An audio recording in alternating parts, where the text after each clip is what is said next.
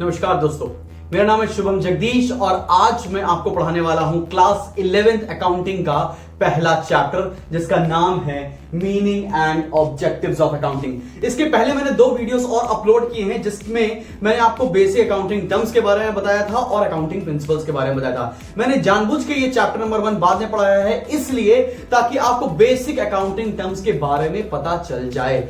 Alright class, ये chapter हमारा theoretical है और हम पूरी कोशिश करेंगे कि 12 से 15 मिनट में ये पूरा चैप्टर मैं आपको कंप्लीट करके दिखाऊं। अच्छा, अकाउंटिंग होता क्या है, अकाउंट्स बनाते क्यों हैं, इसके लिए हमने एक छोटा सा आर्ट बनाया है। मेरी ड्राइंग्स बहुत ही खराब है, फिर भी समझने की कोशिश करते हैं। मान लेते हैं ये है बिजनेसमैन, ठीक है। अब बिजनेसमैन अपने बिजनेस से क्या पता लगाना चाहता है? बिजनेसमैन पता लगाना चाहता है कि उसको प्रॉफिट या लॉस कितने का हो रहा है, वो पता लगाना चाहता है कि उसने उस बिजनेस में कितने पैसे लगाए हुए हैं, वो ये पता करना चाहता है कि उसकी लायबिलिटीज कितनी है, उसके एसेट्स कितने हैं, उसके एक्सपेंसेस क्या क्या हैं और उसकी फाइनेंशियल पोजीशन क्या क्या है।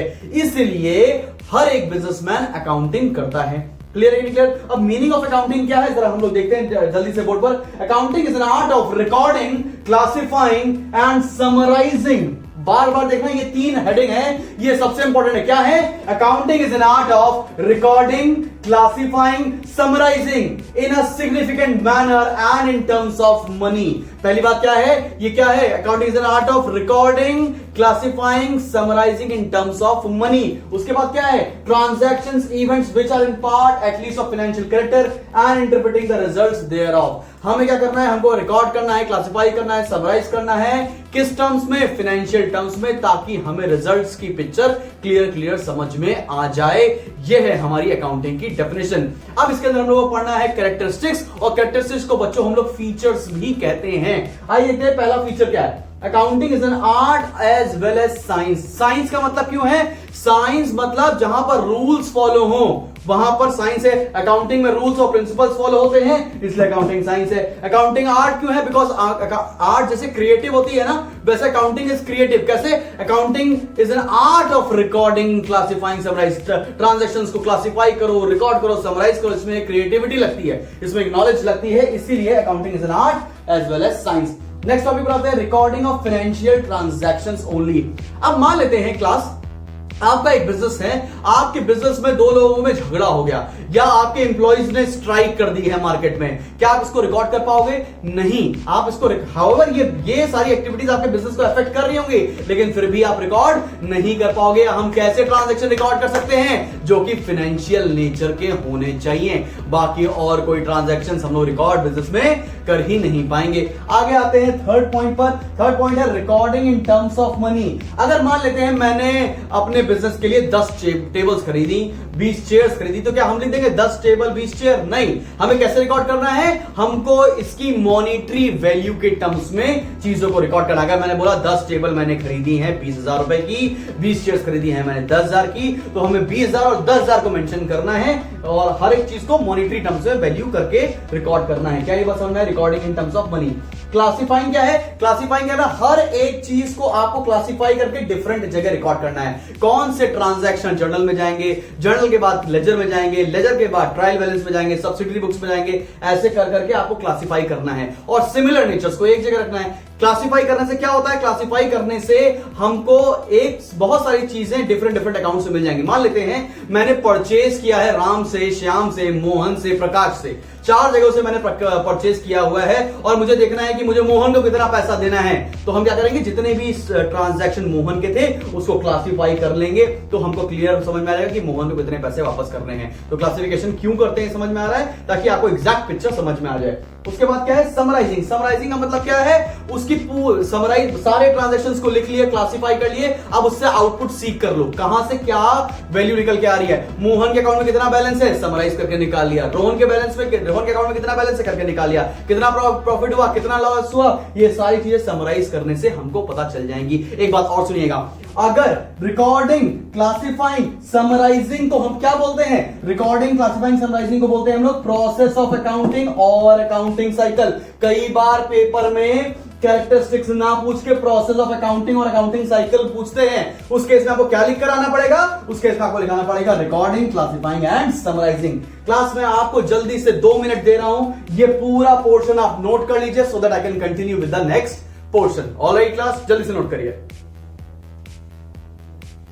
ऑलराइट क्लास, तो हम बढ़ते हैं अपने नेक्स्ट टॉपिक पर, और नेक्स्ट टॉपिक है हमारा ऑब्जेक्टिव्स ऑफ अकाउंटिंग। बेसिकली क्या ऑब्जेक्टिव है अकाउंटिंग का, वो सारी चीजें यहां पे पढ़ने वाले हैं। तो पहला पॉइंट पढ़ते लिखा है to keep systematic record of business transaction. सारे बिजनेस ट्रांजैक्शंस को कायदे से रिकॉर्ड किया होना चाहिए ताकि कोई भी फिगर्स मिसलीडिंग या कोई भी फिगर छूटे ना, कोई भी ट्रांजैक्शन छूटे ना, इसलिए to keep systematic record of business transaction. Number 2 is to calculate profit और लॉस।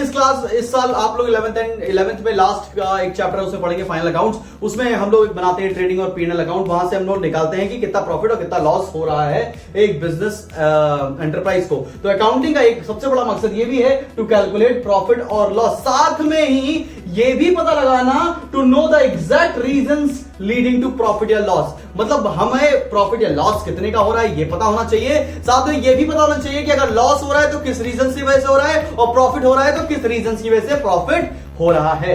ऑलराइट, उसके बाद आते हैं नेक्स्ट पे, वो बोलता है to ascertain financial position of the business. Financial position of the business का मतलब होता है बैलेंस शीट का बनाना। बैलेंस शीट के बनाने में हम लोग क्या करते हैं, लायबिलिटीज के बारे में पता लगाते हैं, एसेट्स के बारे में पता लगाते हैं। इसके बारे में भी एग्जैक्टली हम लोग पढ़ेंगे जब फाइनल अकाउंट्स पढ़ेंगे। तो अगला ऑब्जेक्टिव क्या हुआ, to ascertain financial position of the business, मतलब कितने एसेट्स हैं, कितनी liabilities and so on. To prevent and detect fraud. सबसे बड़ा अकाउंटिंग का जो ऑब्जेक्टिव है वो ये पता लगाना कि हमारे बिजनेस एंटरप्राइज में कोई फ्रॉड तो नहीं हो रहा है, कोई फ्रॉड अगर हो रहा है तो उसको कैसे रोकेंगे। ये सारी चीजें अकाउंटिंग हमको हेल्प करती है बनाने में। ठीक है, ये 5 के 5 पॉइंट आई होप आपको क्लियर समझ में आ गए होंगे कि ऑब्जेक्टिव्स ऑफ अकाउंटिंग क्या है। एक बार अपनी बुक से भी रीड करेंगे, कोई डाउट आएगा तो कमेंट सेक्शन में मेंशन करेंगे। अब आते हैं नेक्स्ट टॉपिक पर, और नेक्स्ट टॉपिक है हमारा फंक्शंस ऑफ अकाउंटिंग। ठीक है, पहला पॉइंट है to maintain complete and systematic record. It is very similar to keep systematic record of business transactions. ठीक है ना, बहुत सिमिलर, इससे दोबारा रिपीट करने की जरूरत नहीं है, बहुत सिमिलर टॉपिक है ऑब्जेक्टिव्स एंड फंक्शंस, इसलिए बहुत इन डेप्थ में आपको इसमें जाने की जरूरत नहीं, आपको समझ में आ जाएगा। दूसरा है communicating the financial result to various parties. अब यहाँ पे वेरियस पार्टीज क्या है, अभी अगले topic users of accounting information हम लोग पढ़ने वाले हैं, लेकिन फिर भी मैं आपको बता दूं कि कम्युनिकेटिंग द फाइनेंशियल रिजल्ट्स, हमारे बिजनेस में प्रॉफिट हुआ है, हमारे बिजनेस में लॉस हुआ है, ये सारी पार्टीज को बता दो। सारी पार्टीज कौन सी हो गई, ओनर्स, इन्वेस्टर्स, गवर्नमेंट, पब्लिक, इन सबको बता दो कि हमारे बिजनेस से प्रॉफिट हुआ है या लॉस हुआ है। फिर थर्ड है protecting the assets of the business. जितने भी एसेट्स हैं उनको प्रोटेक्ट करके रखना ही फंक्शन ऑफ अकाउंटिंग है। Providing assistance to management. अब देखो असिस्टेंस टू मैनेजमेंट क्या होता है, मान लेते हैं एक प्रोडक्शन डिपार्टमेंट में पैसों की जरूरत पड़ने वाली है, तो कौन सा डिपार्टमेंट हेल्प करने वाला है, फाइनेंस डिपार्टमेंट। क्लियर है, सेल्स डिपार्टमेंट को कुछ हेल्प करने या सेल्स डिपार्टमेंट को कोई नीड चाहिए तो कौन हेल्प करेगा, फाइनेंस डिपार्टमेंट। तो अकाउंटिंग इतनी स्ट्रांग होनी चाहिए कि सारे डिपार्टमेंट में जो भी प्रॉब्लम आए वो अकेला फाइनेंस डिपार्टमेंट सॉल्व कर दे। समझ में आ रही कि नहीं बात। आगे बढ़ते हैं, compliance of legal needs. Compliance of legal needs क्या है, जैसे जैसे आज की डेट में देखिए बहुत सारे लाइसेंसेस बिजनेस को रखने हैं, बहुत सारे जीएसटी फाइलिंग करनी है हर 3 महीने पे, हर महीने पे, तो ये सारे लीगल नीड्स भी कौन पूरी करता है, अकाउंटिंग। और ये भी सबसे इंपॉर्टेंट रोल है या फंक्शन है अकाउंटिंग का। जल्दी से ये भी नोट कर लीजिए, आपको दे रहे हैं 30 सेकंड्स, इसके बाद हम लोग बढ़ रहे हैं अपने नेक्स्ट टॉपिक पर। ऑलराइट क्लास, तो आज की क्लास के हम लोग लास्ट टॉपिक पर आ रहे हैं, और आज की क्लास का लास्ट टॉपिक है बच्चा users of accounting information. Accounting information किसको किसको यूजफुल है। आइए, इसके 2 पार्ट्स हैं, पहला है इंटरनल यूजर्स और दूसरा है एक्सटर्नल यूजर्स। इंटरनल यूजर्स जो बिजनेस के अंदर के लोग हैं, एक्सटर्नल यूजर्स जो बिजनेस के बाहर के लोग हैं। इंटरनल यूजर्स में आते हैं ओनर्स। ओनर्स क्या है, जिसने बिजनेस सेटअप किया, ठीक। मैनेजमेंट मतलब जो बिजनेस को रन कर रहा है, ठीक है ना, क्लियर।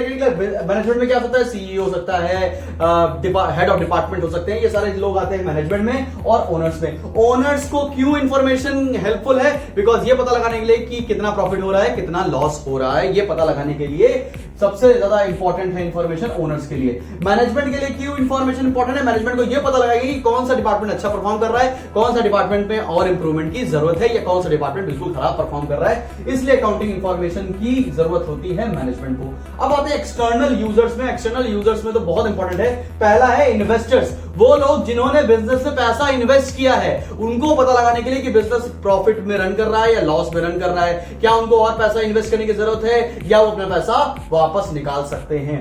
दूसरे हैं एम्प्लॉइज के लिए अकाउंटिंग इंफॉर्मेशन इसलिए यूजफुल है ताकि ये पता लगा सके कि ये जो पर्टिकुलर ऑर्गेनाइजेशन है ये प्रॉफिट मेकिंग है भी कि नहीं, इसके साथ काम करना इंपॉर्टेंट, इसके साथ काम करना यूजफुल है कि नहीं है, हमारा करियर ग्रोथ होगा कि नहीं होगा, इसलिए एम्प्लॉइज के लिए भी अकाउंटिंग इंफॉर्मेशन बहुत इंपॉर्टेंट होती है। तीसरा है गवर्नमेंट के लिए क्यों इंपॉर्टेंट है कि टैक्स टाइम पर देगा कि नहीं देगा, ठीक है कि नहीं, ठीक है भाई, जीएसटी टाइम पर फाइल कर रहा है कि नहीं फाइल कर रहा है, इनकम टैक्स फाइल कर रहा है कि नहीं फाइल कर रहा है, टैक्स टीडीएस काट रहा है कि नहीं काट रहा है, तो इसलिए गवर्नमेंट के लिए भी अकाउंटिंग इंफॉर्मेशन बहुत यूजफुल है। नेक्स्ट है कॉम्पिटिटर्स तो आज के डेट में सबसे इंपॉर्टेंट है। कॉम्पिटिटर इसलिए मान लेते हैं दो कंपनीज का नाम ले रहा हूं जो बहुत ही ज्यादा कंपटीशन, इंटेंस कंपटीशन रखती है, जैसे पेप्सी और कोकोला।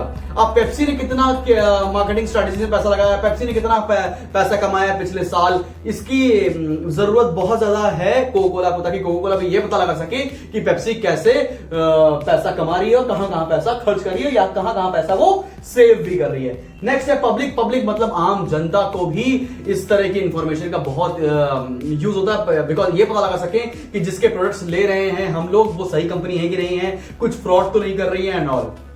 क्लियर है, आपको यूजर्स ऑफ अकाउंटिंग इंफॉर्मेशन के बारे में मैंने बता दिया है। मैं अब ऐसे अकाउंटिंग के थ्योरी के चैप्टर्स बहुत छोटे छोटे वीडियोस में आपको दूंगा, 10 से 12 मिनट के एक वीडियोस होंगे जिसमें आपको चीजें समझ में आ जाएं जल्दी। इसका नेक्स्ट वीडियो मैं अभी अपलोड करूंगा प्रोबेबली ऑन थर्सडे।